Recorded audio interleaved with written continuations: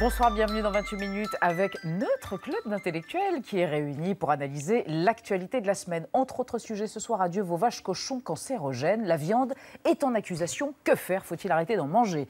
La constitution éventuelle d'un front républicain pour les élections régionales. Et puis l'histoire de Claude Askolovitch ce soir. Air cocaine, comme disait Gigi Kell et Eric Clapton. Bonsoir Audrey Hepburn. Ça va? Ça va. Chignon, quelle allure. Renaud Delis. Elisabeth Quint, bonsoir. Oh, j'ai envie de montrer votre livre. Oh, vous êtes gentil. On en a reçu un pour 28 personnes. Renaud Delis, Parce qu'on Henri se l'arrache. Vernet, Frères ennemis, qui vient de paraître il y a une quinzaine de jours chez... Kalman Levy. Ah oui, quand même. On en reparlera pour la deuxième actualité de la semaine, Renaud. Président Pastré, quel bonheur de vous retrouver. C'est un Vous bonheur aussi, réciproque. Vous publiez à tour de bras, ce soir, le livre du soir, L'énergie en état de choc, collectif, chez Erol. À côté de vous, notre amie géographe Sylvie Brunel. Bonsoir, Sylvie. Elisabeth. Vous allez bien? Très bien. Bon. Et regardez cet enfant de cœur qui publie l'éloge de la gentillesse en entreprise. Bonsoir Manuel Elisabeth Jafflin. Quint, santé, mais qui Bonsoir. règne sur un empire franco-allemand. Qui donc? Vous? Moi? Oui. Santé. Et vous régnez sur le lycée? La Canale. La Canale, où vous êtes prof de philo. Et enfin, Xavier Deluc, notre dessinateur de presse du soir. Bonsoir, Deluc. Bonsoir. Dessinez toujours pour Vosges Matin et le HuffPost. Exactement. C'est bien, vous êtes air, terre, mer, tout terrain.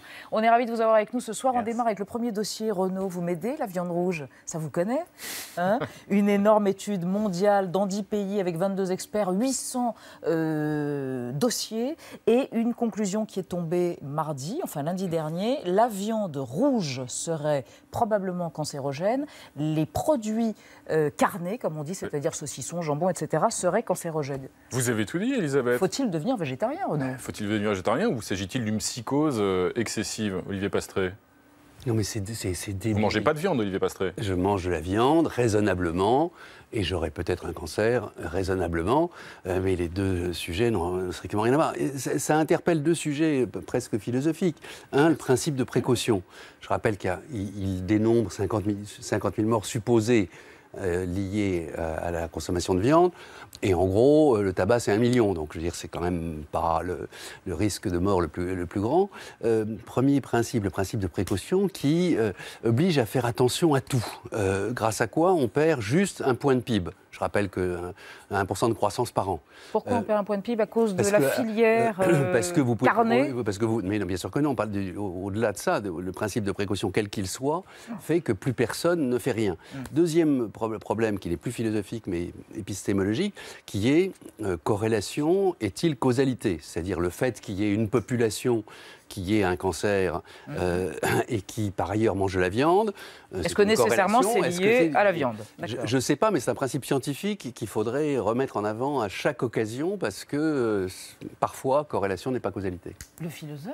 Je vous regardais sourire, Elisabeth, et je voyais vos canines qui nous rappelaient que nous ne sommes pas carnivores, mais au moins omnivores. Mais oui, c'est ce que disait un éminent professeur nutritionniste de l'INRA de Rennes qui expliquait que quand on ne mange pas de viande, on manque des briques qui nous structurent, nos acides aminés, etc.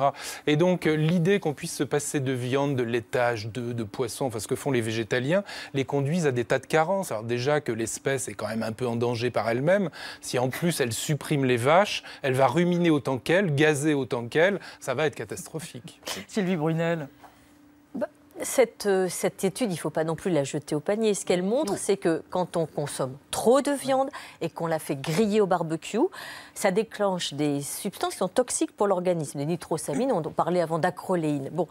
Mais en même temps, on a appris aussi cette semaine que les cartons recyclés qui contiennent des céréales peuvent être toxiques. On a appris aussi, et c'est Que Choisir qui nous dit que les poulets sont contaminés et qu'il faut bien les faire cuire. Donc finalement, on en revient à l'adage de notre grand-mère, il faut manger de tout un peu. Avec modération. Avec modération. Et puis attendez, il y a aussi un problème, c'est que ces éleveurs en France qui sont déjà en difficulté, qui font des charolais, qui font des blondes d'Aquitaine, qui font des viandes élevées à l'herbe. Il n'y a pas que les vaches, il y a les cochons aussi. Mais Toute la filière, oui, c'est mais si 600 la 000 emplois. Le d'ailleurs. Français identifie la viande rouge au steak parce Ouais. que nous sommes la culture du steak. Alors, quand on regarde les pays émergents, on se rend compte qu'il y a une corrélation entre l'élévation du niveau de vie et la consommation de viande. Donc, Arrêtons de jeter, pardon. Oui, mais sans verser dans la psychose, comme vous le disiez à l'instant, ce sont aussi des études scientifiques sérieuses, donc on peut aussi les prendre mais vous comme savez, telles. aux États-Unis, Est-ce qu'on ne vit pas une époque où, par définition, les études scientifiques sont un peu maintenant jetées aux orties, justement, en gros, ce qui était la réaction d'Olivier Pastré était un peu symptomatique de ça à cette époque. Absolument pas. Je suis non, pour on a le sentiment. Attendez, absolument pas. Je suis pour le gaz de schiste. Je suis pour la recherche. Le principe de précaution n'est pas néfaste par nature. Je suis pour la recherche dans tous les domaines. On va en reparler avec Mein Kampf. Le principe de précaution n'est pas néfaste par définition. Mais je suis d'accord avec les deux interlocuteurs. Accessoirement, le carambar est cancérigène. Interlocutrice aussi. Évidemment, le carambar est cancérigène. J'ai pas 50 kilos de carambar par jour. C'est ce que signifie cette étude-là. Voilà, il faut en consommer avec modération. Cette étude dit qu'il ne faut pas consommer trop de viande grillée au barbecue. Bon, bah, c'est ça, mais il aurait suffi de le dire beaucoup plus simplement, plutôt que de créer l'anathème sur une profession, une culture, un patrimoine. Et puis aussi, on parle de la COP21, les prairies où paissent nos animaux, ce sont des très puissants épurateurs, des capteurs de gaz carbonique. Alors, arrêtons de jeter une profession aux orties.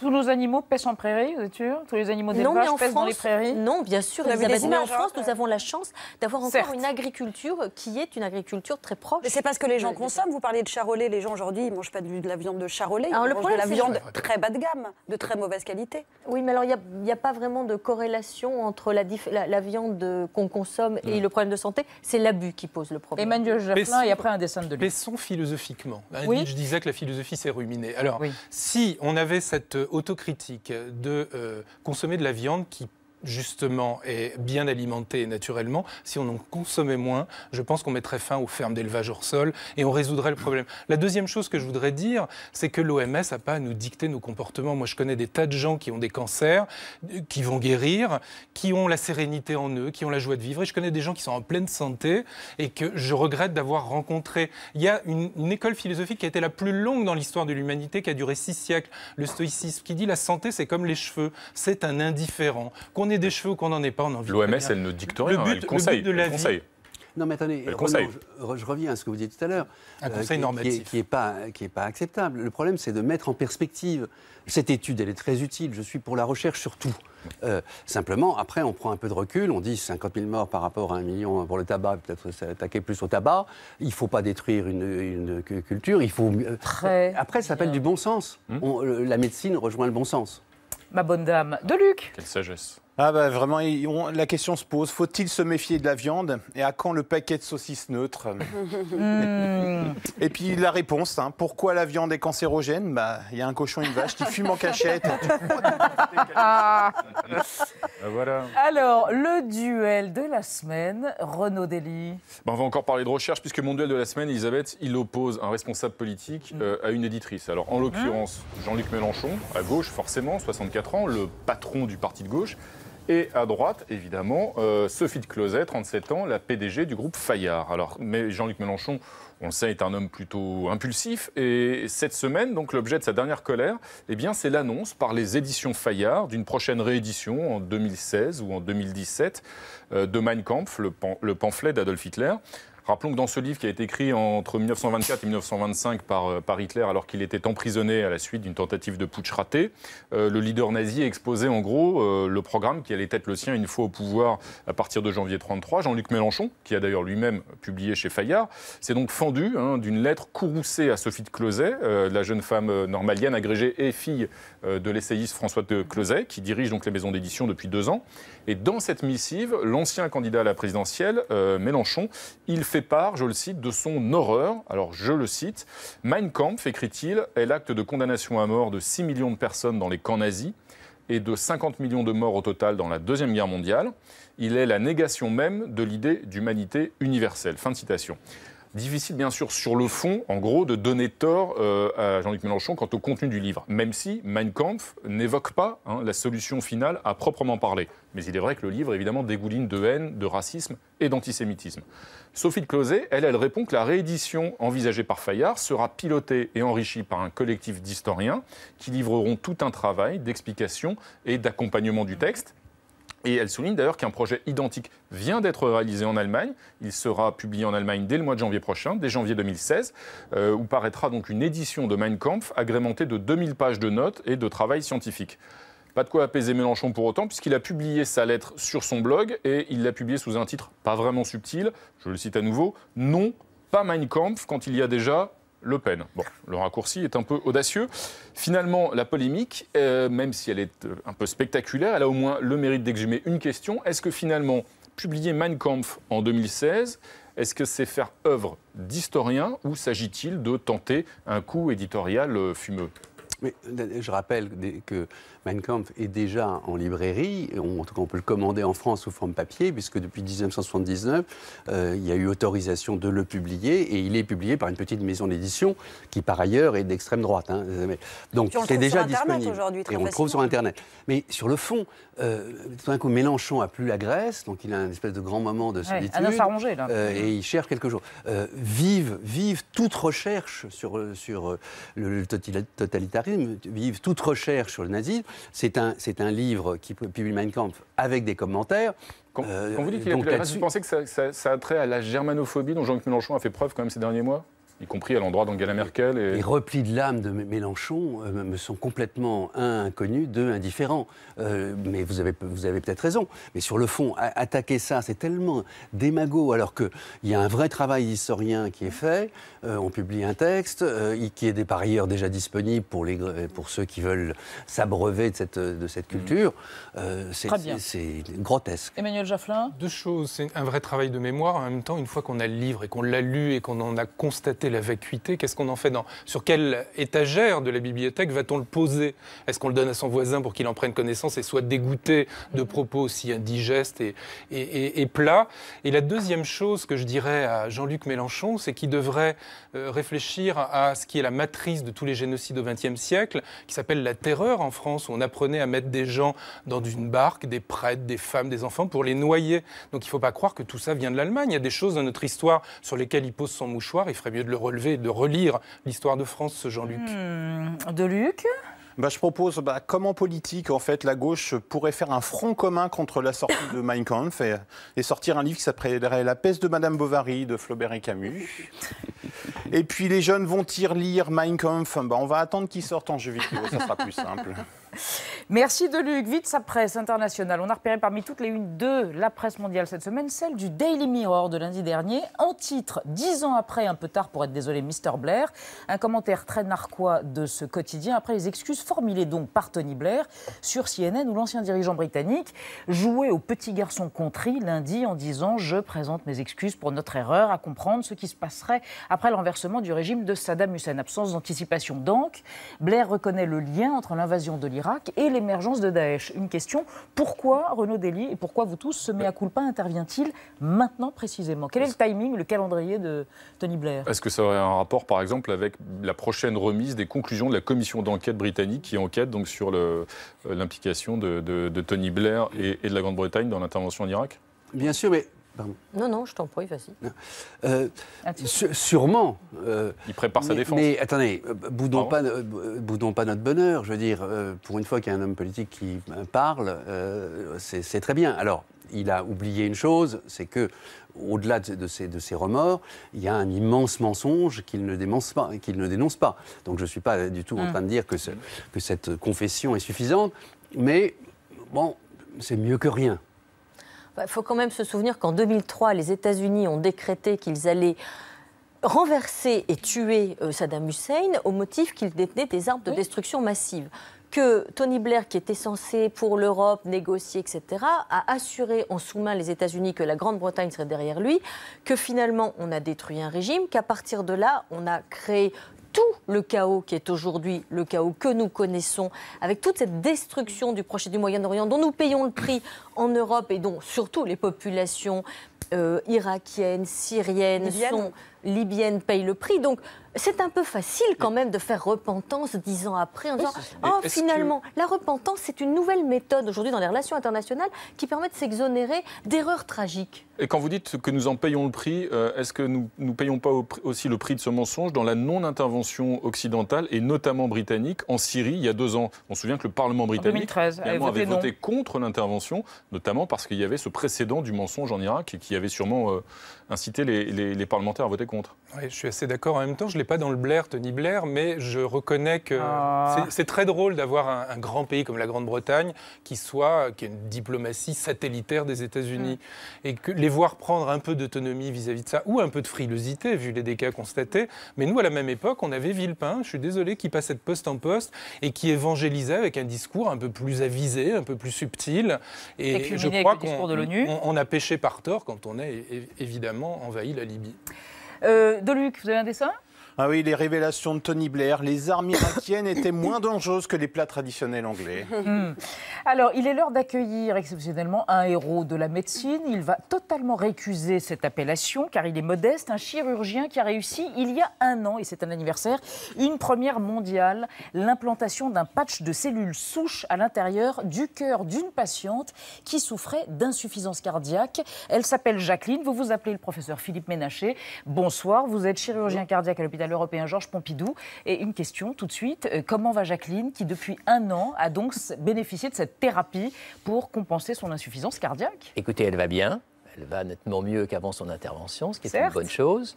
Je précise tout de suite parce que je pense qu'il faut être honnête qu'en plus de cette greffe de cellules souches, elle a bénéficié d'un pontage coronaire, donc d'une chirurgie cardiaque traditionnelle, et donc il est important de préciser qu'à ce stade, il est très difficile de faire la part dans son amélioration de ce qui revient à l'une ou à l'autre des thérapies.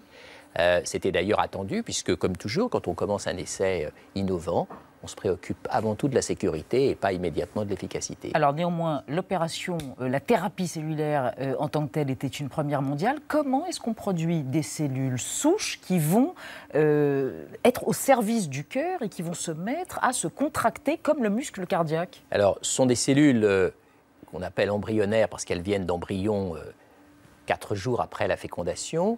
Et à ce stade, ces cellules ont la capacité de donner naissance à toutes les cellules de l'organisme. C'est d'ailleurs comme ça que nous sommes nés les uns et les autres. Bon. Il est relativement facile de les orienter au laboratoire dans telle ou telle direction. L'approche qui a été la nôtre, bien sûr, c'est d'en faire des cellules cardiaques, de les spécialiser dans cette direction. D'autres les spécialisent en cellules de l'œil ou en cellules de la peau demain. Et donc, une fois qu'elles ont été spécialisées en cellules cardiaques, elles ont été mises dans ce petit patch que vous avez vu et que j'ai déposé sur la zone morte du cœur de Jacqueline au moment de son intervention. 22 000 personnes meurent chaque année en France des suites de l'insuffisance cardiaque, donc ça concerne quand même potentiellement... Oui, on estime qu'en France, il y a sans doute à peu près 150 000 nouveaux patients insuffisants cardiaques par an, donc c'est quand même une... Une question? Vous êtes bouche bée tous? On est bouche. Non, il ne faut pas être bouche bée. Professeur, j'avais entendu que ces cellules souches mouraient dans le cœur, mais qu'elles permettaient à d'autres cellules de repartir au contraire. Est-ce que c'est ça le processus? C'est vraisemblablement le mécanisme d'action. Pendant longtemps, on pensait que les cellules que l'on greffe allaient par elles-mêmes fabriquer un nouveau tissu cardiaque et rester indéfiniment. Cette hypothèse aujourd'hui n'est plus celle qui prévaut et le mécanisme que vous invoquez est sans doute celui qui effectivement est opérationnel, c'est-à-dire que ces cellules se comportent comme des réservoirs de micromédicaments, si j'ose dire, qui vont libérer donc un certain nombre de facteurs qui permettront l'activation d'une réparation par le cœur lui-même.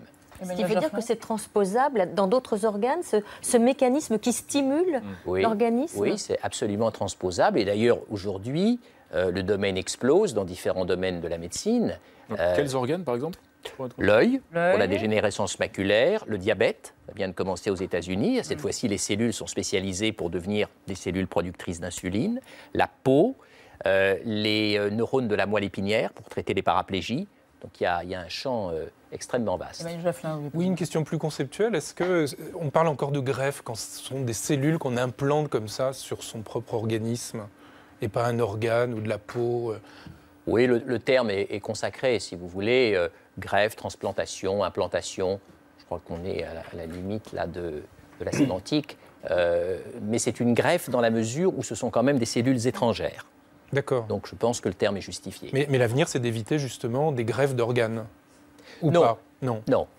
Non. La greffe d'organes, elle survient au moment où l'organe lésé est irrémédiablement détruit. Et je pense que lorsqu'il est irrémédiablement détruit, il est illusoire d'imaginer qu'en implantant des cellules, quelles qu'elles soient, on va le régénérer. Donc il restera toujours une place pour la greffe d'organes. Il y a également sans doute une place pour des formes un peu moins évoluées, graves mais moins évoluées, pour la thérapie cellulaire. Merci, professeur Ménacher. Vous retournez au bloc ? Oui. Oui, vous n'êtes pas loin en plus. Vous retournez au bloc à Pompidou. Merci encore d'être venu nous exposer 1 an après ce succès médical, cette première mondiale, cette opération. Un dessin de lutte pour vous, professeur Amour, vous repartez au bloc. Oui, ça fait du bien de voir qu'en France, on a du cœur, mais j'ai quand même une question d'une certaine Nadine Morano. J'espère que ce sont des cellules de souche blanche et judéo-chrétienne. Ne répondez pas, ne vous sentez pas obligé de répondre. Merci encore. Merci à vous. Nadia, les oreilles et la queue. Oui. quoi ? Oui, les oreilles et la queue. Surtout les oreilles. Nous parlons des taureaux, Nadia. Exactement. Et c'est mon hashtag dans mon mot dièse, vous préférez, de la semaine, c'est FP Tauromaquia. C'est le petit nom de la nouvelle lubie du ministère de l'Éducation espagnol qui veut créer le premier diplôme de tauromachie. C'est un genre de bac pro, en fait, qui est destiné aux jeunes qui sont en situation de décrochage scolaire et qui voudraient faire carrière dans la tauromachie. Pourquoi pas ?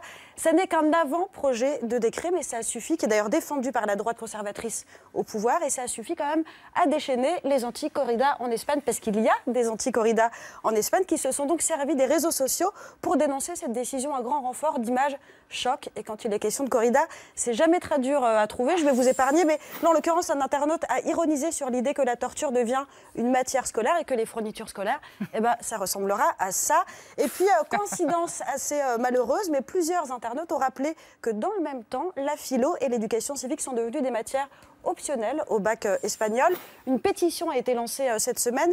Elle a récolté 400 000 signatures, ce qui est à la fois beaucoup et assez peu quand on sait que la tauromachie, ça a de moins en moins la cote auprès des Espagnols. Aujourd'hui, il n'y aurait plus que 10% d'aficionados dans tout le pays. C'est très peu. Et puis, ça s'est vu dans les faits. La Catalogne a purement et simplement interdit la corrida en 2010. Les Canaries, c'était déjà en 91. Et puis, ces derniers mois, on a vu plusieurs municipalités qui ont supprimé les subventions pour l'élevage des taureaux destinés à la tauromachie. Ça, c'est un mouvement qui a été initié par Podemos. On connaît leur position là-dessus. Pour eux, la corrida, c'est pas un art, c'est pas de la culture, c'est purement et simplement de la torture. Et ces toreros qu'on voit là, ils vont quand même pouvoir compter au moins sur une personne. C'est le chef du gouvernement, Mariano Rajoy, qui est clairement pour la corrida. Selon lui, c'est comme, je le cite, la chasse, la pêche et les courses de moto. Ça, on comprend quand même pas très bien. Et ça fait partie du patrimoine espagnol. On peut rappeler qu'en France, ça fait plus partie du patrimoine culturel immatériel. C'était le cas jusqu'à l'été dernier, mais que la corrida reste parfaitement légale et assez courante dans un certain nombre de régions. À Béziers, par exemple, étonnamment, Robert Ménard, il n'est pas du tout contre la corrida. Lui, ce qu'il veut interdire, c'est les manifestations anti-corrida, il n'y arrive pas très bien pour l'instant. Emmanuel Jaffelin, vous êtes comme Mariano Rajoy et comme Hemingway et comme Michel Léris pour la corrida. Il y a une transition entre l'OMS qui nous interdit de trop manger de viande et puis les Espagnols qui renaissent quelque part. Parce que vous savez que j'ai écrit un gros livre sur la punition qui s'appelle L'apologie de la punition, où je montre qu'on n'ose plus punir, on ne sait plus punir, on ne veut pas utiliser le vocabulaire punir. Oui. On préfère le terme de sanction. On les punit de quoi, les taureaux ? Alors attendez, je finis parce qu'il y a un enchaînement quand même un peu rationnel, mais on a aboli la torture, ça c'est très bien. Il ne me semble pas que ce soit la torture. On a aboli la peine de mort, c'est très bien. Et du coup, on stocke dans un garde-manger qui s'appelle la prison, où je suis intervenu pendant 2 ans, des gens qui se suicident à raison d'un tous les 3 jours. J'espère que ça ne vous choquera pas, ça. Moins en tout cas que la corrida. Et donc, les Espagnols, ce qui me fait mourir de rire, c'est que les Espagnols qui, ça se voit d'ailleurs, qui revitalisent la corrida, ont supprimé la gifle et la fessée. Et je me dis, voilà, ils ont un côté très démocratie plate, qui consiste à céder finalement à toutes les mœurs émollientes. Et puis d'un autre côté, quand même, il y a la tradition, on s'y accroche, et quelque part, ils vont renaître, les Espagnols, par ce biais de la corrida. De Luc Ouh De Luc. Quoi ? On n'a pas le temps. On n'a pas le temps. Pardon. Une bonne fessée, Olivier. Allez, un soufflet.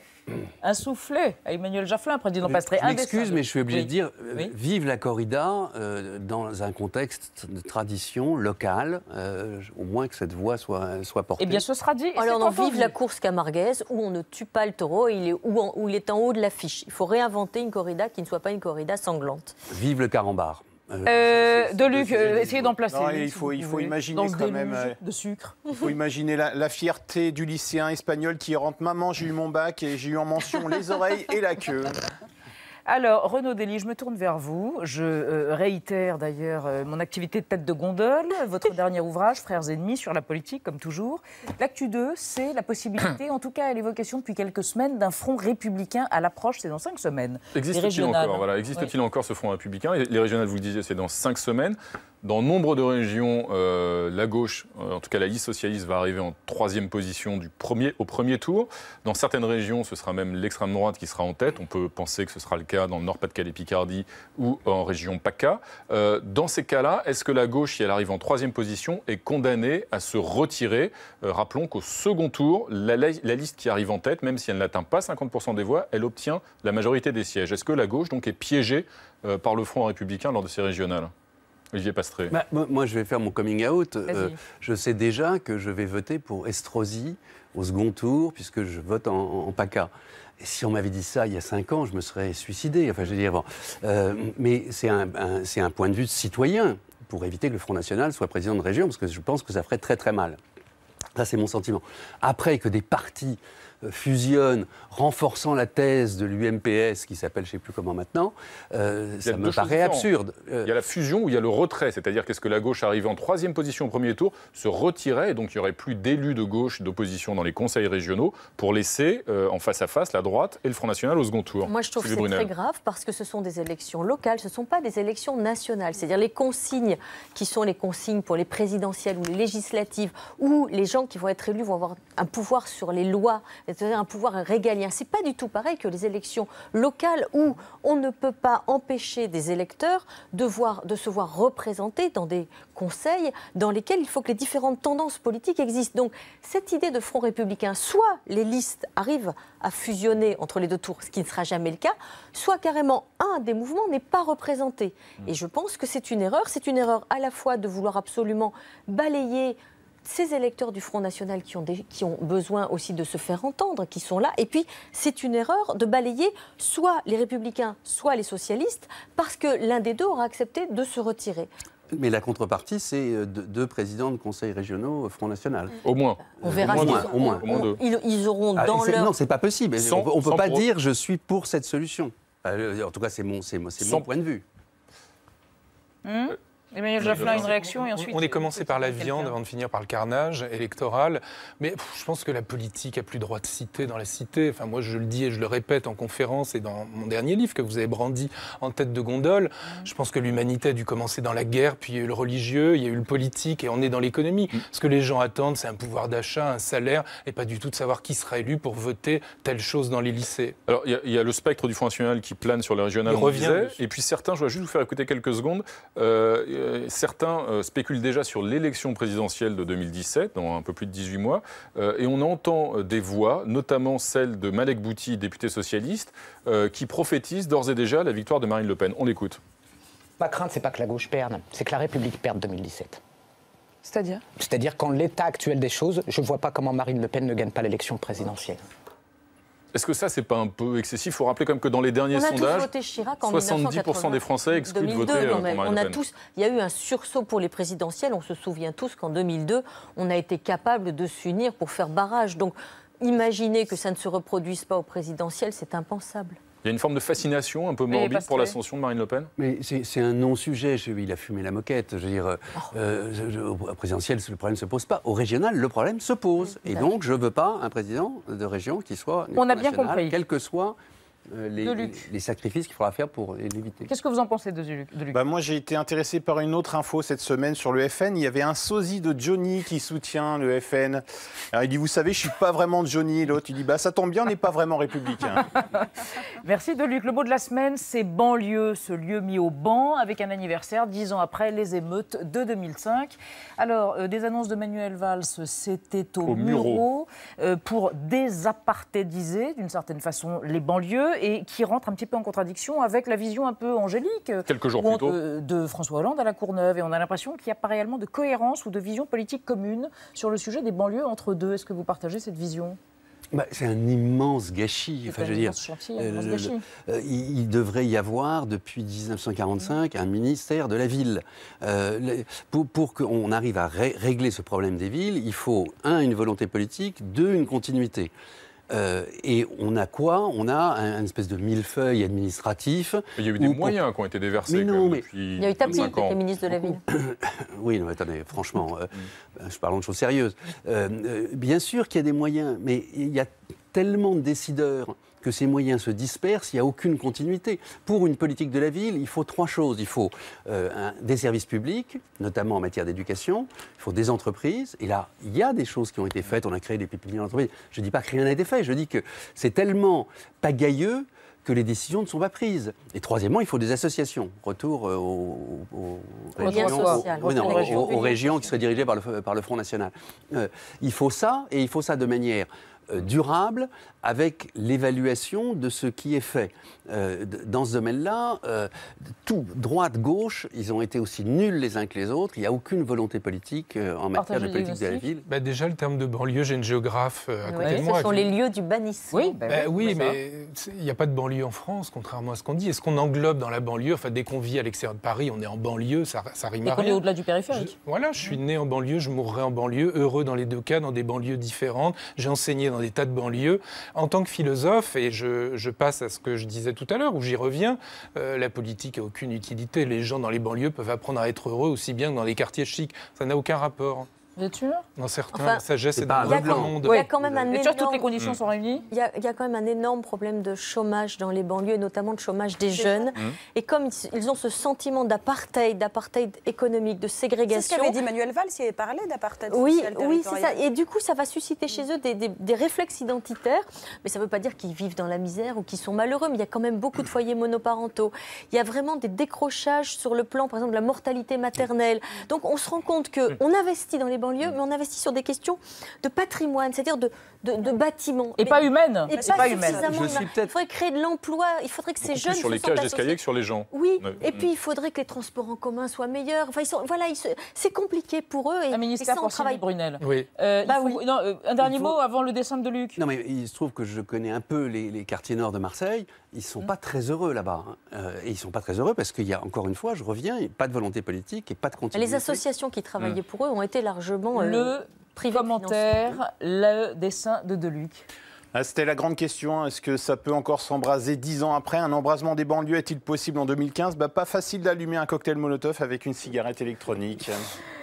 Claude Askolovitch va revenir dans un instant sur l'affaire Air Cocaïne, un petit surnom rigolo, presque indulgent, qui fleure bon son Georges Lautner, son guignolo. On parle néanmoins, vous allez le rappeler, Claude, de l'évasion de 2 pilotes français chopés en République dominicaine avec 680 kilos de cocaïne et qui ont donc été exfiltrés dans des conditions un peu troubles.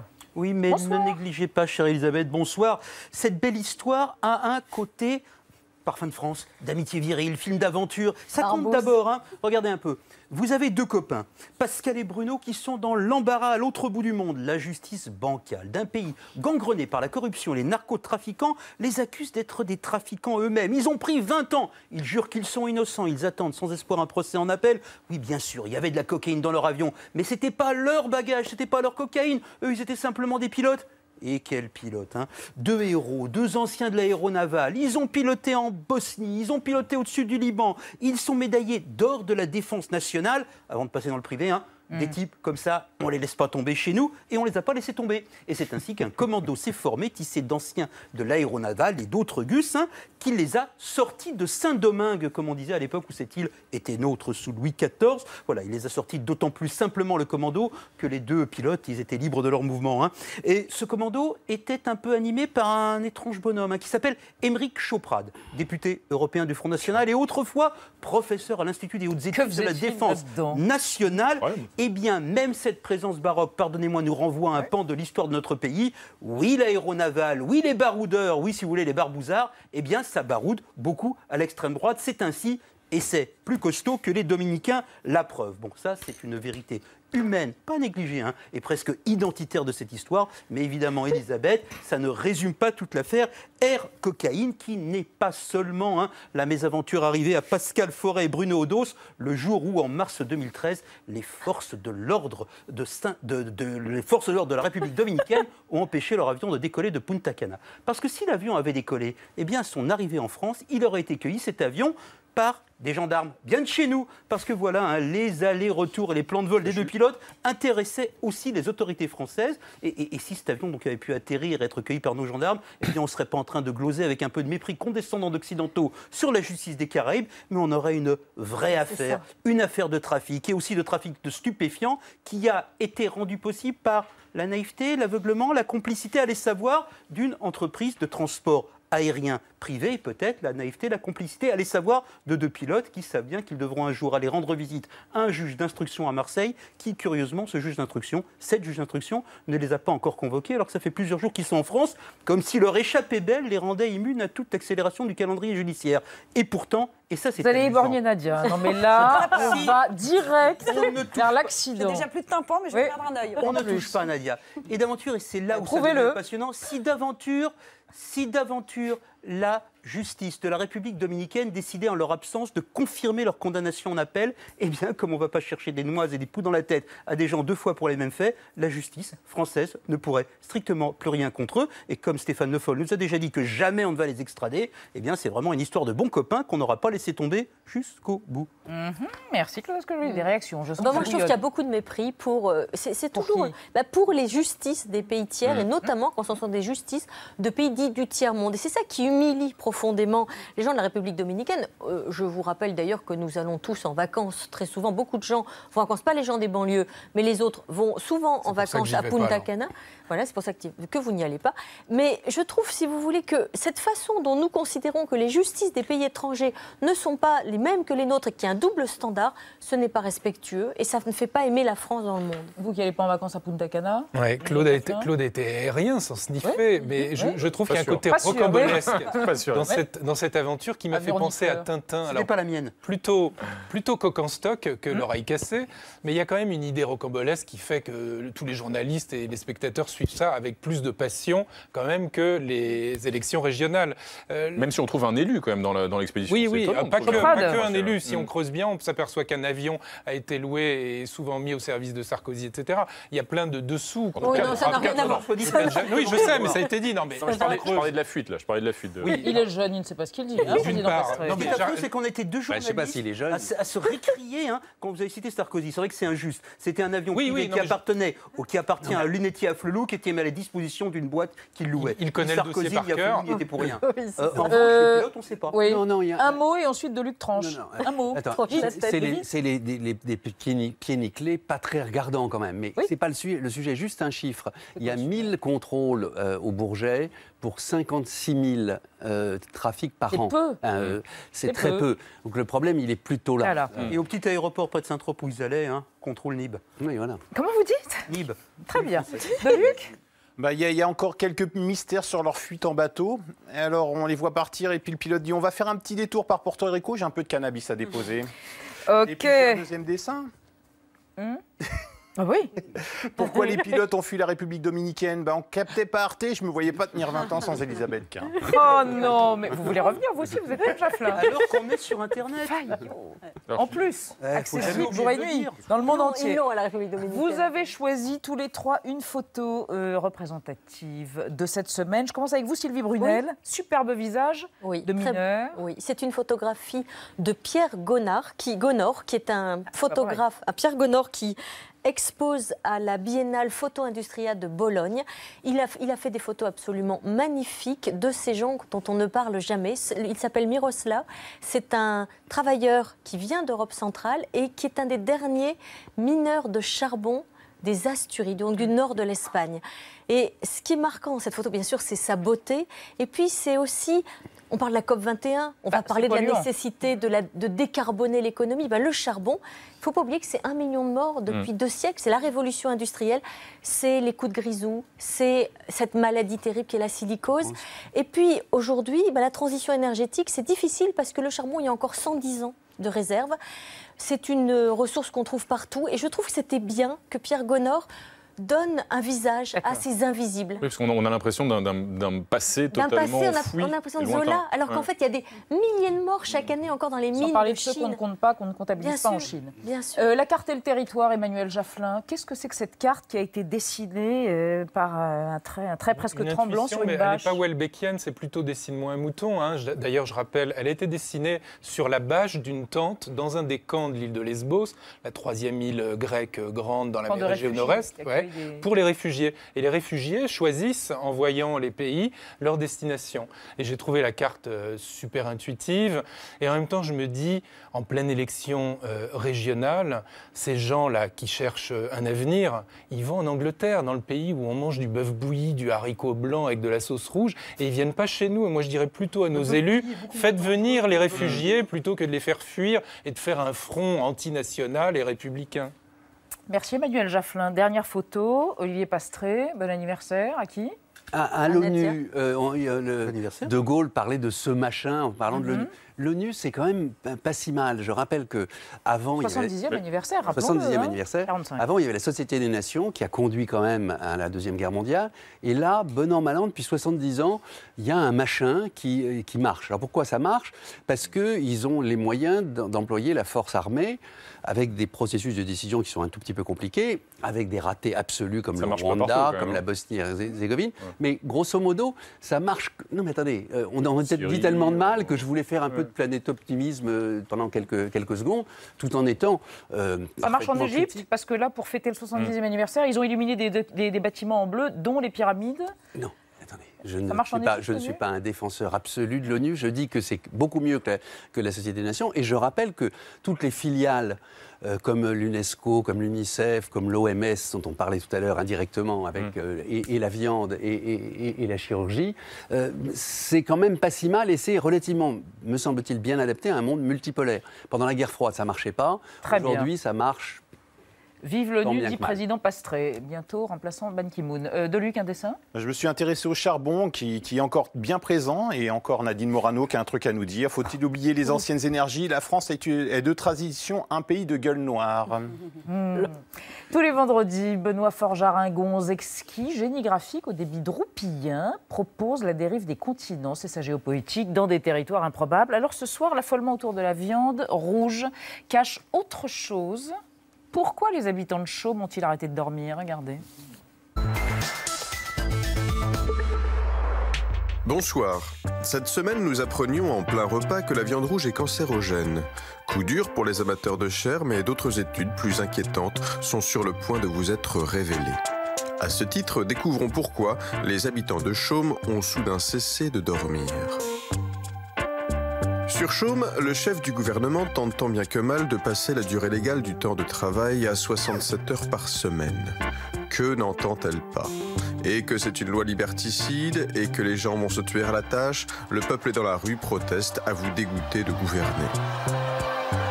C'est alors que survient opportunément cette étude. Le sommeil serait cancérogène. Faites comme vous voulez, mais c'est prouvé, à partir de 3 heures par nuit, c'est cancer garanti, des pouces bien sûr, mais aussi des tissus mous, permettant le ronflement. Du jour au lendemain, personne n'ose plus fermer l'œil, le matin ce n'est pas la grande forme, mais enfin, au moins, on n'a pas le cancer. Sympa, pour faciliter les insomnies, le gouvernement propose toute la nuit des spectacles pyrotechniques. Bientôt, les manifs se dispersent et la loi est votée. À la demande générale, on passe même directement à 69 heures, car il faut bien s'occuper. Mais n'en fait-on pas trop? La fatigue finit par s'accumuler et tant pis pour le cancer, on préfère pioncer au risque de paralyser le pays. Il est temps alors de publier un rectificatif. Le croirez-vous? Il y avait une erreur dans l'étude, mais à culpa, notre correcteur a commis une bourde. Ce n'était pas le sommeil qui est cancérogène, mais le chaumeil, fromage local à base de lait de porc. Ouf, on peut à nouveau piquer son roupillon tranquille sur Chaume, sans risque de tomber malade, et se lever chaque matin, prête à dévorer le planning. Bah oui, 9h moins le quart, dodo, tout est fini. C'est bien, non? C'était très bien. Le cancer, c'est ronflant. Merci à tous les trois, merci mes amis, merci de Luc. 28 minutes est terminé, disponible en replay enrichi sur l'antenne d'Arte ce soir, un thriller singulier, Le Braqueur, portrait d'un marathonien braqueur en série d'après une histoire vraie. Bon week-end, bis montag, tchuss. Qu'est-ce qu'il y a ?